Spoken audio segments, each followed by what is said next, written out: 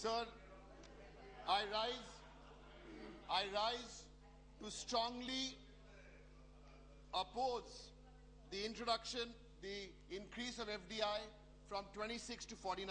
Sir, it is not a coincidence that the Prime Minister is on an island somewhere in the Indian Ocean, or the Finance Minister is on a plane as we speak to London, or the Home Minister is about to try some vegetarian sushi in Japan.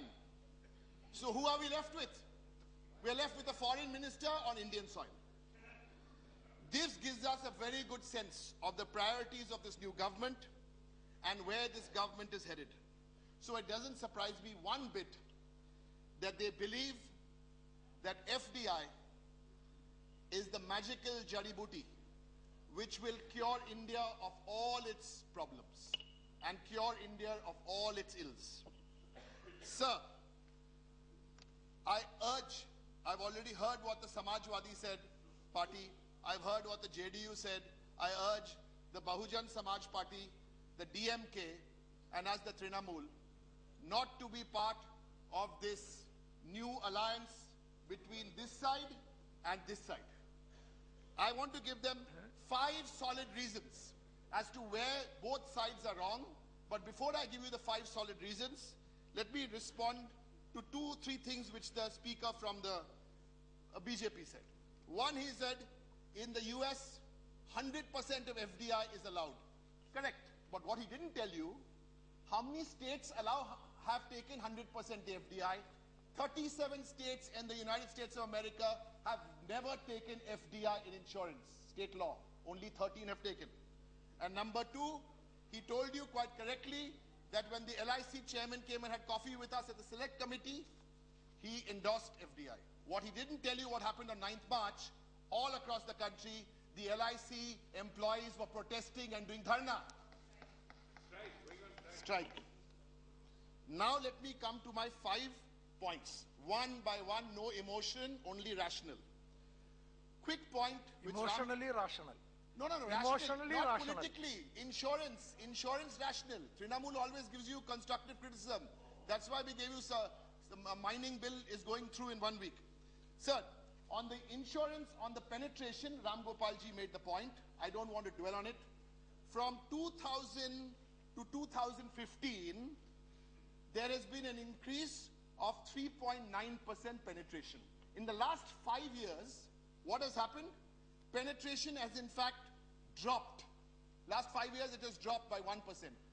Now their target is 3% in the next 5 years. Don't say we didn't warn you. This will never happen. Next, you have projected 3%. In the last 10 years, how much has the LIC given you in terms of dividend? 7,800 crores is what you have got from FDI in 10 years. What has the LIC given you? About 12 to 1,400 crores every year. You add it up, FDI insurance gave you 7,800.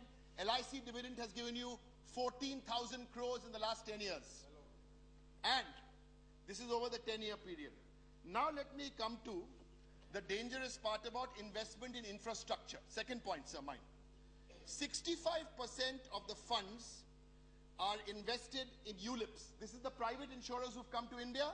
65% of their funds are in ULIP. LIC have only 8%. Now, what does this mean? That means these funds are at high risk. These are high risk. That's why we are telling you, don't touch this. This is dangerous. And the last point on this investment in infrastructure, average annual premium for the private insurers, interesting figure, is 60,000 rupees. And what is the average annual premium for LIC? 9,000 rupees. You can draw your own inferences as to who is going to the top end of the market and who is actually doing the dirty work at the bottom end of the market. My third of the 5 points, sir. Let's come to claims and settlement performance. These are not my figures, these are IRDA figures. Claims and settlement performance, the best you can have is a 6 sigma, 99.999. Look at LIC. LIC, 99.86 settlement. And the private sector is 79%. These are figures, IRDA figures, not my figures. This is the same chairman of the LIC who came and had coffee and said sell. Lapse ratio 5%, and in private insurers it's 47% lapse ratio. I'm not getting technical.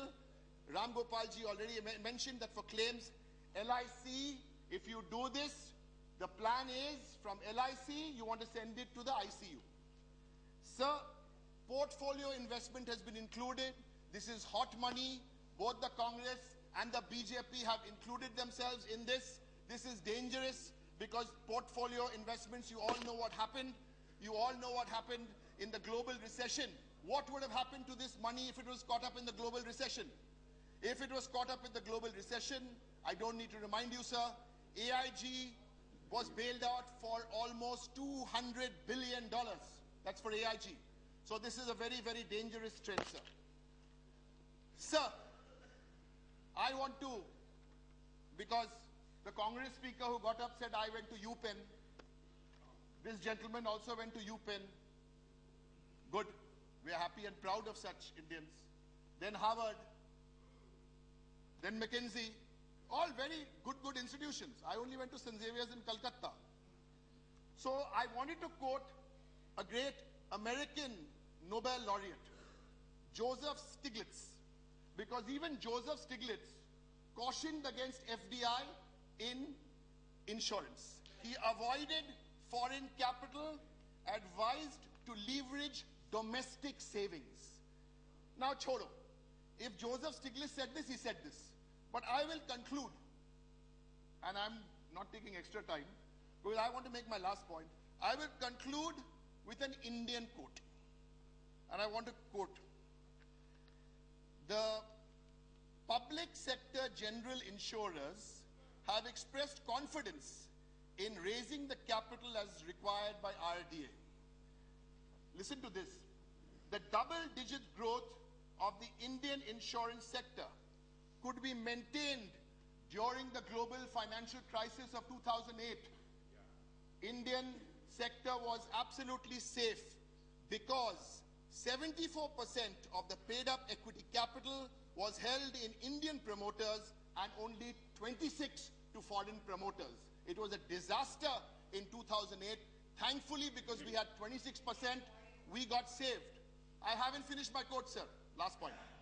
The committee would therefore consider it prudent to seriously pursue the alternative route of tapping the Indian market for raising the capital required for sustenance and growth of the sector. That's the unquote. Now, who said this? This was said by Yashwant Sinha ji. Now, at least he should try and convince you, because this was said by Yashwant Sinha ji, and he, this is, now, listen, when the Trinamool warns you, we warned you, we warned the government about the previous government about what did we warn them on? We warned them on this land acquisition. We were the only party who called for a division and said, don't do that. But our friends from the Congress and our friends from the BJP said, no, you guys have 11, 12 in Rajya Sabha. We called for a division because we wanted to warn you. Now, what do I say? This is the Yashwant Sinha ji's. So all I have to say at the end is, Papa कहते हैं, बड़ा नाम करेगा. बेटा, हमारा ऐसा काम करेगा. Thank you.